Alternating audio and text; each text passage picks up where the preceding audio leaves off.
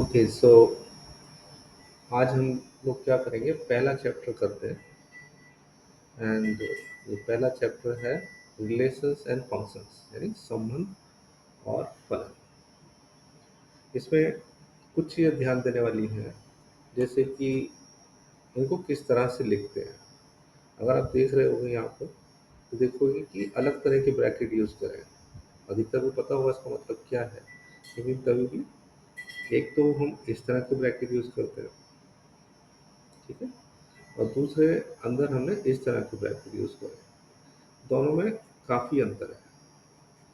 तो ऐसा मत सोचो कि कोई सा भी ब्रैकेट कहीं भी लगा दें तो कुछ नहीं होगा। ये ऐसे ही है जैसे कि हम कोई भाषा बोलते हैं, हिंदी बोलते हैं, तो हमें उसमें हमारा एक तरीका होता है बोलने का कि कौन सा हम वचन यूज़ कर रहे हैं, कौन सी संज्ञा यूज़ कर रहे हैं। तो उसके भी जिस तरह से तरीके होते हैं हिंदी भाषा को बोलने के, समझने के, उसी तरह से गणित को भी समझने के, बोलने के तरीके होते हैं। ठीक है। सो अब हम जब ये इस तरह के ब्रैकेट यूज़ करते हैं जो हमने पहले लिखे हैं, इसका मतलब होता है कि इसके अंदर जो भी चीज़ है वो एक एलिमेंट है, एक आइटम है उसके अंदर। ठीक है। और अगर इस तरह के करते हैं तो इसके दो मतलब होते हैं।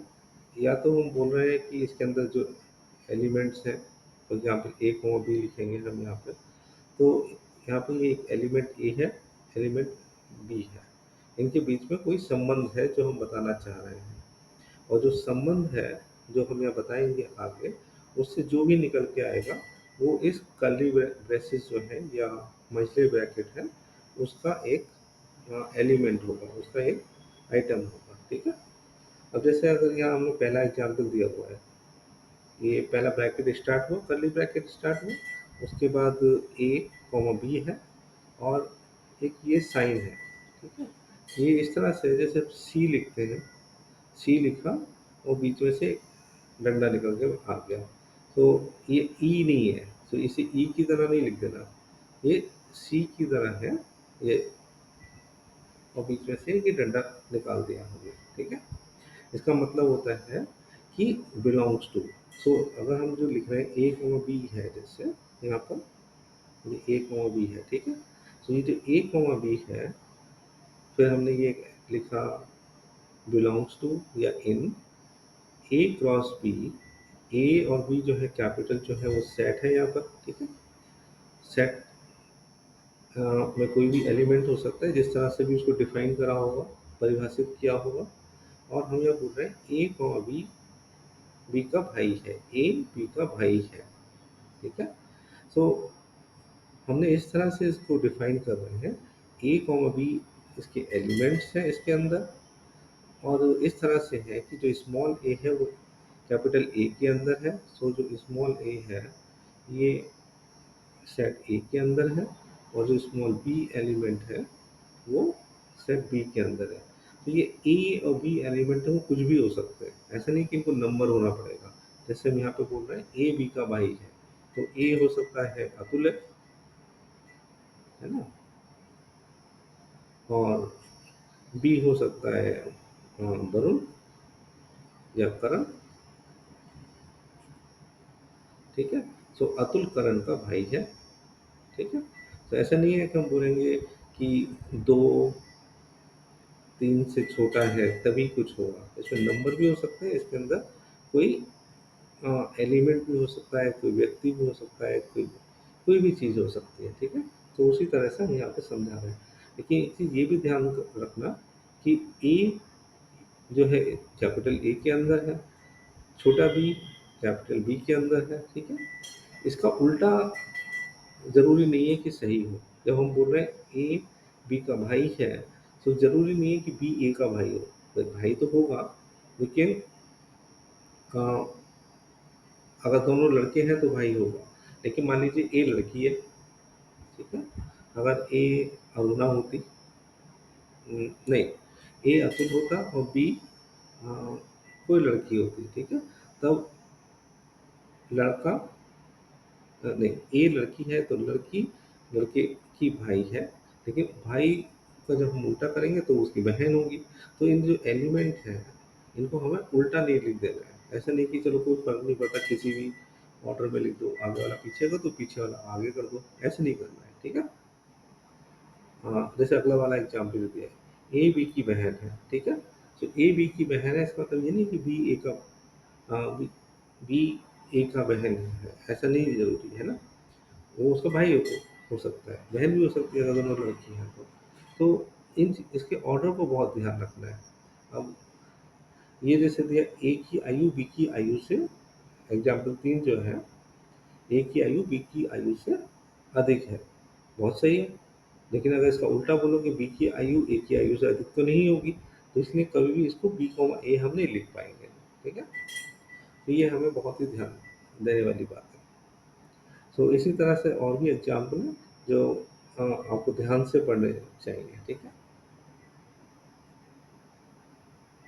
फिर आगे क्या है, तो ये सारे हमने संबंध इस तरह से हम लिखते हैं। फिर अलग-अलग तरह के संबंध होते हैं। सो यहाँ पे लिखा है टाइप्स ऑफ रिलेशन, किस तरह के संबंध हो सकते हैं। अ, कुछ परिभाषाएँ दी हैं, उन परिभाषाएँ को पढ़ लेते हैं हम। परिभाषा 1 है, समुच्चय ए पर परिभाषित संबंध R एक रिक्त संबंध कहलाता है यदि ए का कोई भी अवयव ए के किसी भी अवयव से संबंधित नहीं है। तो हम बोल रहे हैं रिक्त संबंध है, यानी एम्प्टी रिलेशन है या नल रिलेशन है। उसका मतलब ये है कि भई जो भी एलिमेंट्स हैं, वो एक दूसरे से उनका कोई संबंध नहीं है, ठीक है? ये ऐसे ही होगा कि जैसे कुछ एलिमेंट रख दिए, एक एक घर का है, दूसरा दूसरे घर का व्यक्ति है, उनके बीच में हमेशा संबंध होगा ये तो ज़रूरी नहीं है ना? हम हमेशा नहीं बोल सकते ए बी का चाचा है, बी सी की मौसी है। अगर वो एक घर के होंगे, एक रिश्तेदार होंगे तभी ये संबंध होगा ना।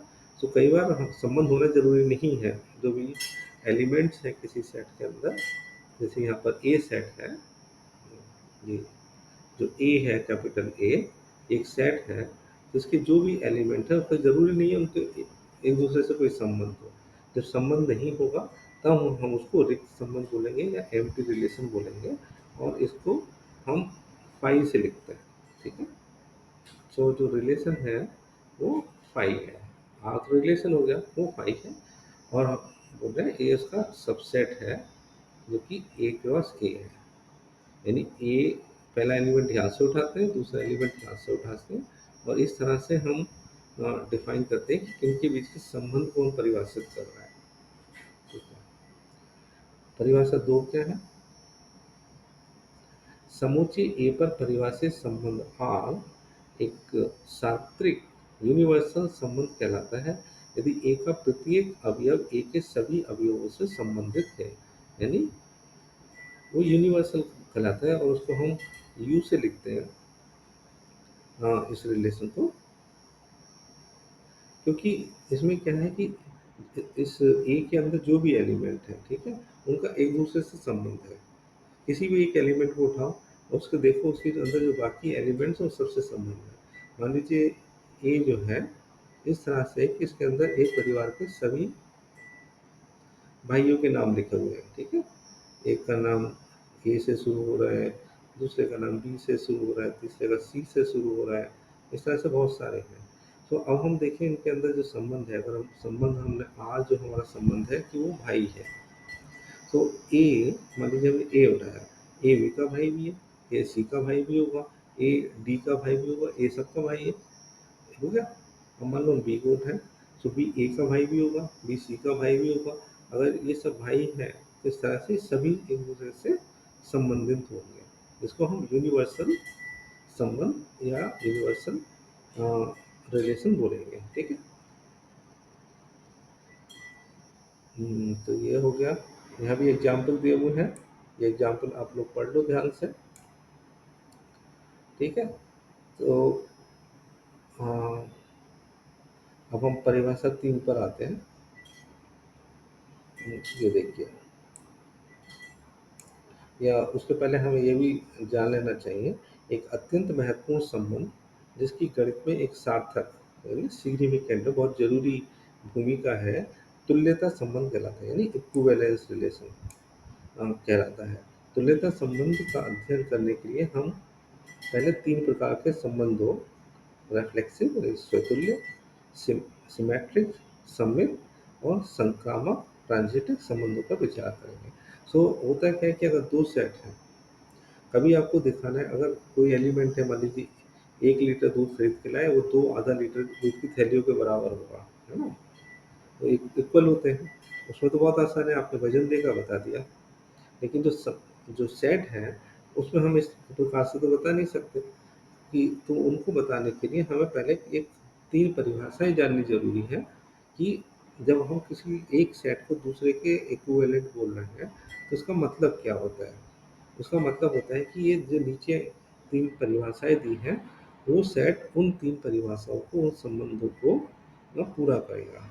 तो देखते हैं क्या है ये। पहला है स्वतुल्य, रिफ्लेक्सिव। मतलब क्या है, यदि प्रत्येक, ये बहुत ज़रूरी है कि आप पढ़ो ध्यान से। यदि प्रत्येक स्मॉल ए, जो कि ए सेट के अंदर है, कैपिटल ए के लिए, उसके लिए अगर देखें ए का ए से जो है वही संबंध आर है। मतलब, और ये बहुत ज़रूरी है, जैसे मैंने बोला कि प्रत्येक, यानी एवरी एलिमेंट। अगर किसी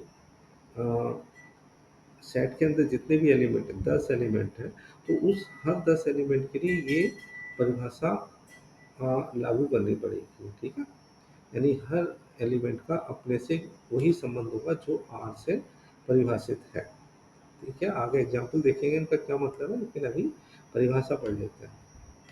दूसरा है सममित या सिमेट्रिक रिलेशन। उसमें क्या है, ए के अंदर जो भी एलिमेंट है, उनमें से हमने 2 एलिमेंट उठाए, A1 उठाया, A2 उठाया। अब A1 का A2 से जो संबंध है वो R से परिभाषित है। A2 का A1 के साथ भी संबंध R से परिभाषित होना चाहिए। यानी A का A2 से हुआ, तो A2 का A1 से भी वही संबंध होगा, ठीक है। और ये हमारे जो सारे एलिमेंट है उसके अंदर, कैपिटल ए के अंदर सारे एलिमेंट के लिए होना चाहिए। ऐसा नहीं कि बस 2 एलिमेंट के लिए हो गया, तीसरे के लिए नहीं है, चौथे के लिए नहीं है, ऐसा नहीं। सारे में से कोई सा भी उठा लो और ये संबंध उसमें लागू होगा। फिर तीसरा है संक्रामक, यानी ट्रांजिटिव। ये बहुत ही आसान है। ए का A2 से जो संबंध है वो हमने R से परिभाषित किया। A2 का A3 से जो संबंध है वो भी हमने R से परिभाषित किया। A1 जो है वो A3 से ही संबंधित होगा, उसी संबंध R के द्वारा, ठीक है। आसान है, हाँ। शुरू में सब मुश्किल लगता है। अगर मान लीजिए A1 जो है A2 से छोटा है, और A2 जो है A3 से छोटा है, तो हमें पता है, इसका मतलब A1 जो है A3 से छोटा होगा, होगा ना। तो बस यही है इसका ट्रांजिटिविटी का, ठीक है। अब हम परिभाषा 4 देखते हैं। ए पर परिभाषित आर एक तुल्यता संबंध कहलाता है, यानी इक्विवेलेंट रिलेशन कहलाता है। यदि आर स्वतुल्य है, यानी रिफ्लेक्सिव है, सममित है, यानी सिमेट्रिक है, यानी संक्रामक है, यानी ट्रांजिटिव है। अगर ये तीनों संबंध उसमें लागू होंगे, तब हम बोलेंगे ये इक्विवेलेंट रिलेशन है, ठीक है। अब कुछ एग्जाम्पल देखते हैं, क्या एग्जाम्पल दिए इन्होंने। अब मान लीजिए इन्होंने एग्जाम्पल दिया है कि टी किसी समतल पर स्थित समस्त त्रिभुजों का एक समुच्चय है। जो टी जो सेट है, अब हमने कैपिटल ए कैपिटल बी नहीं लिख रहे, यहाँ पे हमने कैपिटल टी से लिखा है। तो टी एक सेट है, ठीक है, जो कि समतल में स्थित समस्त त्रिभुजों का एक समुच्चय है, का ग्रुप है। जैसे मान लो फ्लोर पे जो है, फर्श पे सारे हमने ट्रायंगल बिछा दिए, ये उसका एक ग्रुप है। समूचे टी में आर एक संबंध है, जो इस तरह से परिभाषित किया है कि T1 और T2 का सेट है होगा। हाँ, एक एलिमेंट होगा उस सेट के अंदर जिसमें T1 T2 के सर्व सर्वांगसम है। इस संबंध को हमने डिफाइन किया, तो सिद्ध कीजिए कि R एक तुल्यता संबंध है। सबसे पहले देखो, जब ये हमें प्रूव करना है, तो इसका मतलब है कि ध्यान रखो, हमें 3 चीज़ें प्रूव करनी है जो हमने अभी देखी। यानी वो रिफ्लेक्सिव होना चाहिए वो संबंध, वो सिमेट्रिक होना चाहिए वो संबंध, वो ट्रांजिटिव होना चाहिए वो संबंध, ठीक है। तो अब जब हमें ये प्रूव करना है तो चलो एक एक करके करते हैं, पहले देखते हैं कि वो रिफ्लेक्सिव है या नहीं है। तो हम कैसे लिखेंगे, तो उसके लिखने के लिए आपको यहाँ T1 और T2 है, ठीक है। तो T1 और T2 की जगह मान लो कोई T1 उठा लो, कोई भी एक एलिमेंट, तो हमने T1 ले लिया। तो हम बोलेंगे आर इस तरह से कि T1 T1 and T1 T1 के सर्वांगसम है, ठीक है। ये ट्रू है या नहीं है ये आपको सोचना है, ठीक है, ये सही है। अगर है तो आप बोल सकते हो कि ये संबंध जो है स्वतुल्य है, रिफ्लेक्सिव है, ठीक है। अगला मान लो करते हैं सिमेट्रिक है। तो अगर एक ट्रायंगल T1 है, दूसरा ट्रायंगल T2 है, अपने फर्श पे पड़े हुए हैं, ठीक है। अगर T1 T2 के सर्वांगसम है तो T2 T1 के सर्वांगसम होगा, होगा कि नहीं होगा, बस यही लिखना है। अगर है तो बोल दो हाँ है, और ये जो संबंध है वो सिमेट्रिक रिलेशन है, ठीक है। अब आप देखो, एक ट्रायंगल T1 निकाला आपने, उसे फर्श पे रख दिया, एक T2 निकाला, T1 T2 के सर्वांगसम है आपने बताया। अब एक लेके आए तीसरा T3, अब जो T2 है वो जो T3 है वो भी सर्वांगसम है। तो अब जो T1 है और T3 है वो भी सर्वांगसम होंगे, होंगे कि नहीं। अगर ऐसा है तो ये रिफ्लेक्सिव भी हो गया।